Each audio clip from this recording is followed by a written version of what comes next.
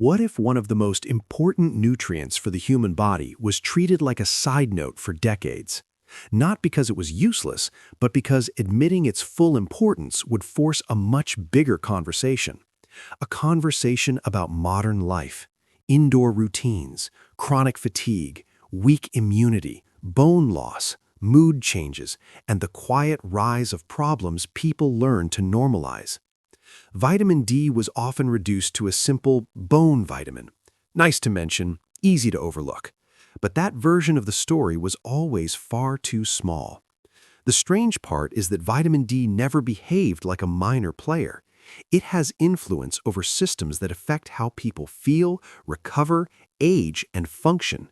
And yet, for years, a huge number of people moved through life with low levels and no real warning that something deeper could be going on. They were tired, foggy, achy, run down, or just not fully themselves. Many never connected those symptoms to something as basic as a nutrient their bodies were built to depend on. That is what makes this story so unsettling. The issue was not complete ignorance. Clues were there. Research kept growing. Patterns kept showing up. But the public conversation stayed strangely narrow, almost as if the broader meaning of vitamin D was too inconvenient to face. Because once you admit that a widespread deficiency may be affecting millions in quiet ways, you also have to ask a harder question. How did something this essential become so easy to ignore? For most of human history, people lived in a way that made regular sun exposure part of daily life. They walked more, worked outside more, and spent less time sealed inside boxes of artificial light. The body was designed to respond to sunlight in a very specific way, using it to help produce vitamin D. This was not some luxury bonus. It was part of the normal rhythm of being human. Then, life changed faster than biology did. Now, think about the average day. People wake up indoors, commute indoors or in covered vehicles, work under artificial lighting, exercise inside, then return home after sunset. Even leisure happens behind screens. Add fear of sun exposure, constant sunscreen use in every situation, polluted urban environments, and less time outside overall, and suddenly the body is cut off from the very signal it once received routinely. The result is not dramatic in one single day. That is why it is so easy to miss. It happens quietly over months and years. What makes this more serious is that many people still assume they get enough sun simply because they step outside once in a while. But occasional exposure does not always translate into healthy vitamin D status. Skin tone, age, location, season, clothing, time of day, and time spent outside all matter. So a person can live in a sunny place and still be deficient. That is the trap of modern life. It looks normal. It feels normal, and yet it can slowly disconnect people from one of the oldest biological relationships the human body has ever had. One of the biggest reasons this problem stayed hidden is simple. Vitamin D deficiency does not always announce itself in an obvious way. It rarely shows up like a broken bone or a visible injury. More often, it blends into everyday complaints people have been taught to dismiss. Feeling low, getting sick often, dragging through the afternoon, waking up tired, having vague muscle discomfort, feeling older than they should. Because these signs are common, they are often treated as stress, age, poor sleep, or just life. That is the silent mistake. People assume that if they are still functioning, then everything must be acceptable. But functioning is not the same as thriving. A person can go years in a depleted state and still keep moving, working, parenting, and showing up. They may not collapse, but they may never feel truly well either. And because deficiency can be so widespread, entire communities can start to see low energy, poor recovery, and chronic discomfort as ordinary. The real danger of that normalization is psychological as much as physical. Once people believe that this is just how adulthood feels, they stop asking questions. They stop looking deeper. They stop imagining that something measurable and correctable might be part of the problem. And when millions of people lower their expectations for how healthy they are supposed to feel, a silent issue can keep spreading without creating the kind of alarm it probably deserves. There are symptoms people tend to separate in their minds: tiredness, body aches, low mood, slower recovery, getting sick often, poor sleep, weakness. But the body does not experience health in isolated compartments. Systems overlap. Signals interact. When something foundational is missing, the effects can show up in more than one place at once. That is one reason vitamin D became so difficult to pin down in everyday life. Its low levels do not always produce one neat, dramatic symptom. They can show up as a messy pattern instead. That pattern matters. When the body is low in something it relies on, it may struggle to regulate key functions efficiently. Muscles may not feel as strong. Recovery may feel slower. The immune system may not respond with the same balance. Mood can feel flatter. Bones and joints may start complaining more loudly over time. None of that means vitamin D explains every symptom in every person. It does mean that dismissing these patterns too quickly can leave an important piece of the puzzle untouched. This is where the story becomes personal for a lot of people. They spend years chasing separate explanations for symptoms that may be linked by one common thread. One appointment for fatigue, another for pain, another for frequent illness, another for mood. They get partial answers, temporary fixes, or reassurance that nothing serious is wrong. Meanwhile, the body keeps sending signals, not always dramatic, not always specific, but persistent enough to suggest that what looks random on the surface may not be random at all. Here is where the conversation starts to get more controversial. Once vitamin D is discussed beyond bones, it enters a much larger territory: immune balance, inflammation, long-term resilience, and the body's ability to maintain stability over time. That does not mean vitamin D is a miracle cure. It is not. But it does mean its role may be broader than many people were led to believe. And that broader role makes the deficiency question much harder to dismiss. Chronic inflammation has become one of the defining background features of modern illness. People may not feel it directly the way they feel a fever or an injury, but it can sit underneath a wide range of health problems. When researchers started paying closer attention to vitamin D's involvement in immune function and inflammatory processes, the discussion became more serious, not because all the answers were suddenly solved, but because the old idea that vitamin D only mattered for bones no longer seemed big enough to explain what was being observed. That is the uncomfortable part. If low vitamin D may be one piece of a much larger health picture, then ignoring it is not just a minor oversight. It becomes part of a pattern where foundational health issues are overlooked until they turn into something harder to manage. And for the viewer, that raises a powerful question. How many so-called normal health struggles are being treated at the surface while one deeper imbalance keeps getting left in the dark? Up to this point, what surprised you most? The effect of modern indoor life, the silent symptoms, or the possible link with inflammation? Leave it in the comments, because I want to know which part changed the way you look at vitamin D. The most surprising part of vitamin D deficiency is that it does not only affect people who seem obviously unhealthy. In fact, many of the people at higher risk look completely ordinary on the surface.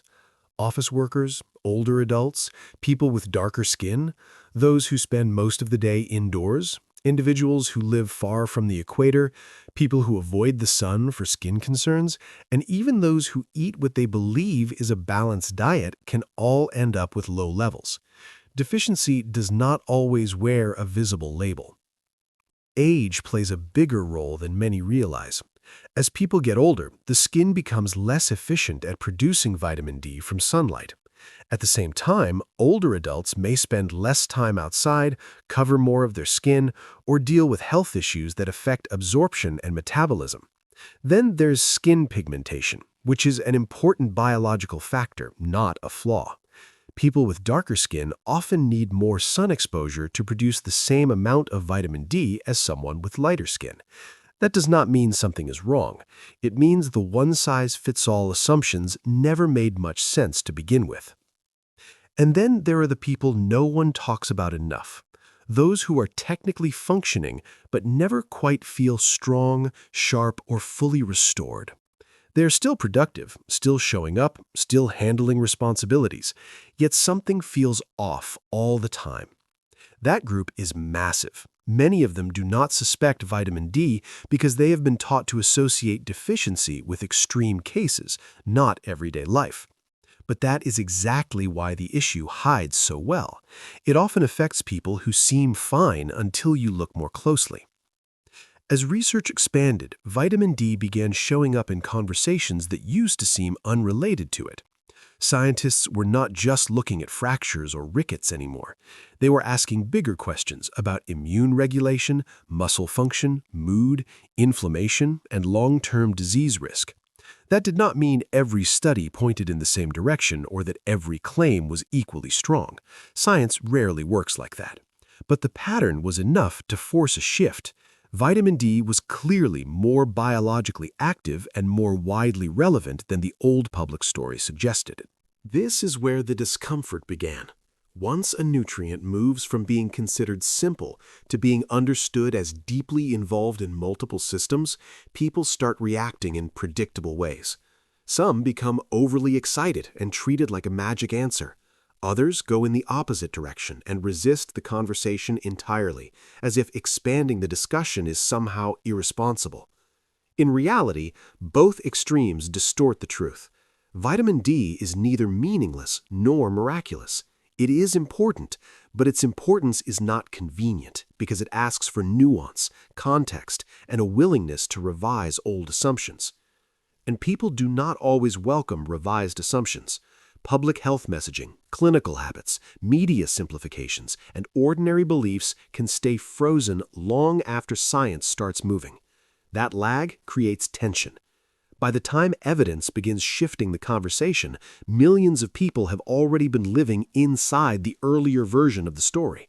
So when new questions emerge, they do not just challenge knowledge, they challenge routines, guidelines, and the comfort of thinking the basics were already settled. One reason the vitamin D conversation stalled is that fear often spreads faster than precision. People heard warnings about the sun and turned them into a total avoidance strategy. Others heard that supplements were unnecessary unless a person had a severe medical problem. Some were told a normal lifestyle should be enough, even when that lifestyle involved almost no meaningful sun exposure at all. Layer by layer, the public absorbed a mix of partial truths, oversimplified advice, and missing context. Then came another problem. The debate itself became noisy. Whenever a topic gets pulled into extremes, the average person stops knowing what to trust. One side acts as if vitamin D is the answer to everything. Another acts as if discussing it beyond a narrow definition is pseudoscience.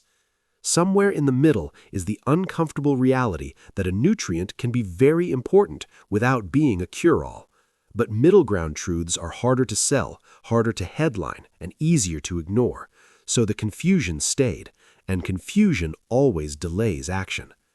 That delay matters more than people think. It means years of vague symptoms going unexplored.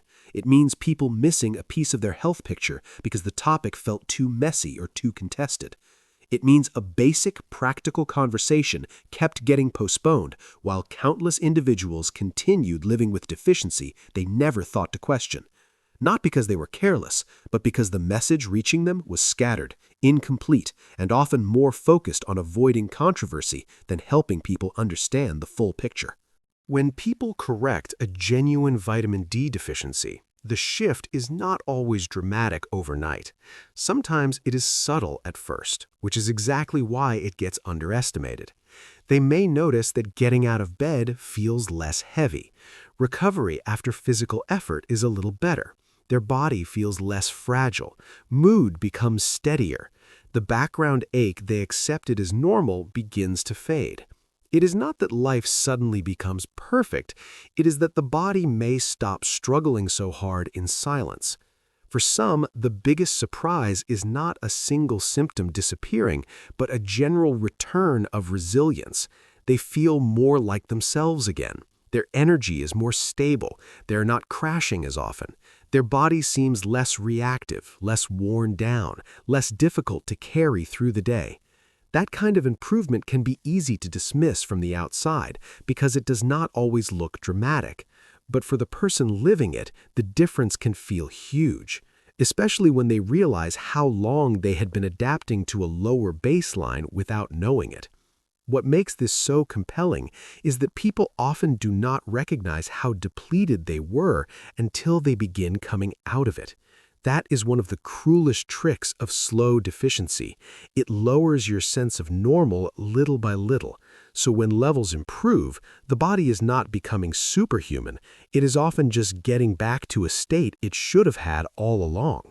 And once someone experiences that difference, the old question comes back with even more force. Why was this allowed to stay in the background for so long? So here is the truth beneath the title. The story of vitamin D is not that one giant secret was locked away in a room somewhere. It is more disturbing than that. The truth was available in pieces. Research existed. Warnings existed. Clinical concerns existed. But the full weight of the issue never seemed to land in public consciousness the way it should have. It was not always denied outright. It was often minimized, narrowed, or treated as less urgent than it really was. That kind of minimization is powerful because it does not feel dramatic. No alarm bells, no clear scandal.